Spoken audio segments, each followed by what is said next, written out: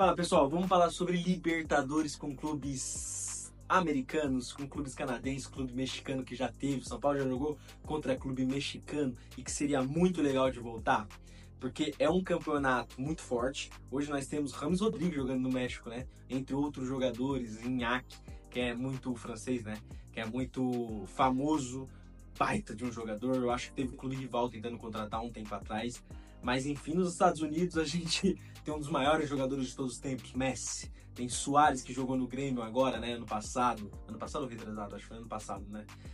Temos Jordi Alba, Busquets. Cara, imagine o São Paulino, né? Eu tô falando pro público do São Paulo. Imagine o nosso time jogando contra o Messi. Imagine o Messi no Morumbi. Seria fantástico. Isso eu não vejo na América do Sul ainda. Então eu acho que pro futebol brasileiro seria muito bom pra... Eu não sei se eu posso falar para a marca ficar mais identificada fora, mas a gente competindo contra grandes jogadores que hoje tem nos Estados Unidos seria sensacional. A América do Sul ela passa por um momento muito difícil, onde os brasileiros estão sobrando, tá, nas competições sul-americanas, Libertadores, Sul-Americana, enfim.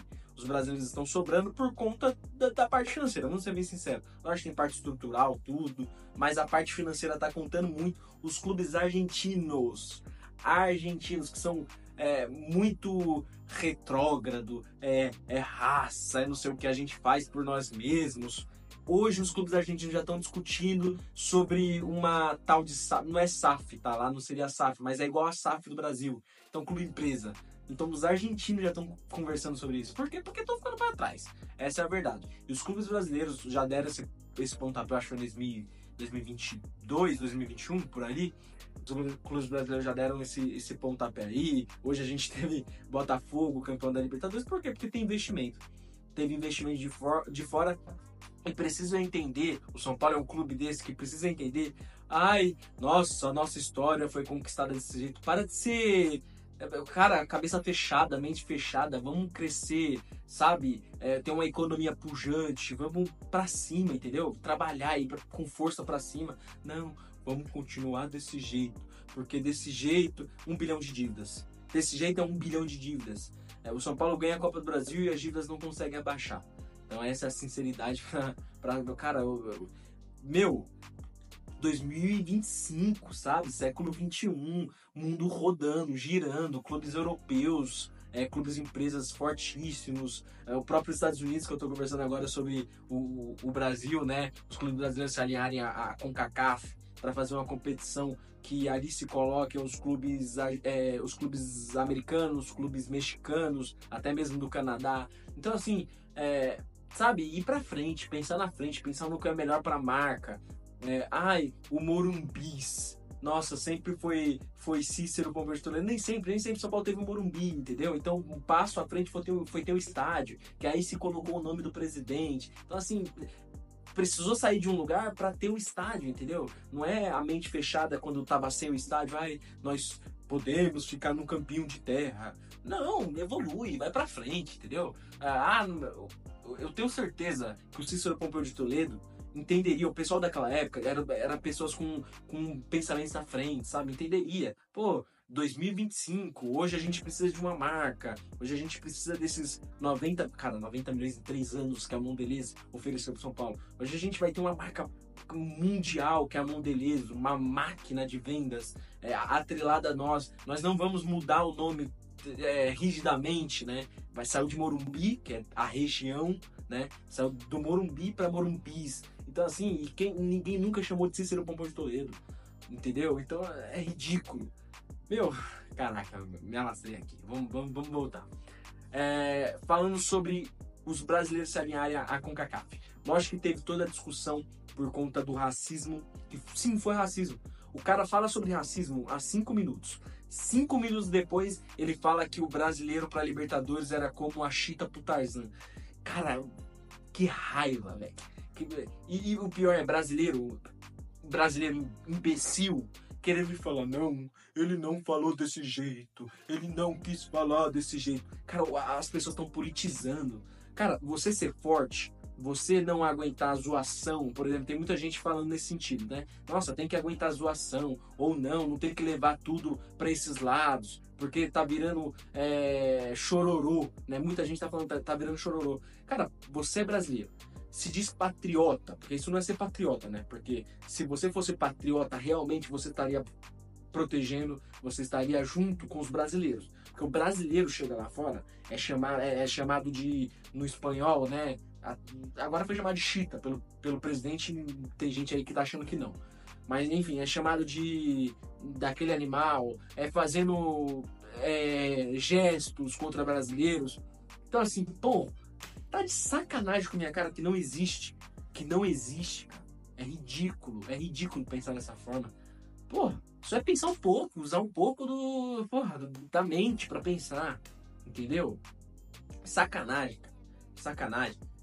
Os clubes brasileiros são tratados de que forma? Pela Conmebol, sabe? Eu não tô nem só falando disso aí, que o presidente foi racista, que uruguaios, argentinos, onde o brasileiro chega, ele é tratado desse jeito lá fora.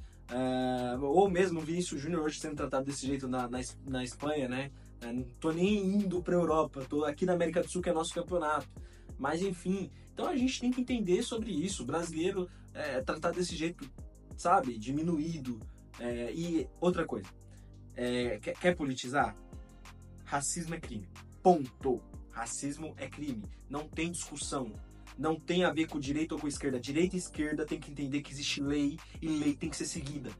Independente se você seja de direita, de esquerda, de centro, do que for. Lei é lei. E ponto. Racismo é crime. Acabou, não tem discussão. Não tem discussão. Entendeu? É simples assim.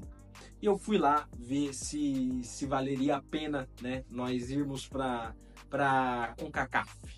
Fazer um campeonato junto com os americanos, fazer um campeonato junto com os canadenses. Quais são os prós, quais são os contras? Eu acho que o contra, vamos ser bem sinceros, acho que o maior contra é a questão da logística. É você sair do Rio Grande do Sul, que eu fui pesquisar, tá? Na minha pesquisa deu 14 horas de viagem. Não sei um voo fretado quanto que daria. Mas o voo que eu vi era 14 horas de viagem. Eu acho que saía do Rio Grande do Sul, vinha para Guarulhos e de Guarulhos ia para o Canadá, ia para Toronto. E dava 14 horas de viagem. Eu sei também que em alguns lugares aqui na América do Sul tem a questão logística. Tem lugares da América do Sul que os jogadores têm que ir de avião até um certo lugar e depois desse certo lugar ir de ônibus e demora muito, entendeu? Então eu sei que demora horas, horas e horas e às vezes até bate essa logística que eu estou fazendo do Brasil até o Canadá, né? Então a gente tem que entender. O contra é a logística. Prós, tem muitos prós. Primeiro, vamos jogar contra o Messi. Seria fantástico.